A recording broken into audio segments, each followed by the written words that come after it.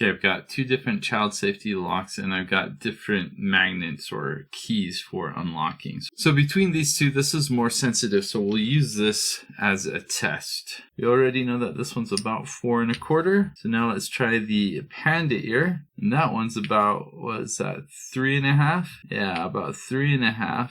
Okay, and then this one is generic. This one I've seen with different branding, but this is the most common lock I've seen on Amazon. So we'll see how this goes. 4 1/4 is the one to beat. Nope, 3. Okay, so that's about 3 1/2. So this PandaEar and the generic, these are basically identical.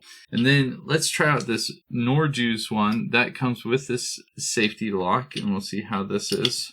All right, and that's about 4 3/4. So that's pretty good. So if we were to rank these, this would be the best, then this one, then these are about the same. These are the weakest. Problem with this one is I have not been able to see replacements that you can actually buy for these. So the only way you can get these is if you buy it in the actual 20 pack of locks, which is not a bad idea because these are great locks. But yeah, if you need to buy a replacement lock, this is the best one to get if you can find it. Otherwise, get this one, or all of the others are exactly the same. So just find the cheapest one and they will work about the same.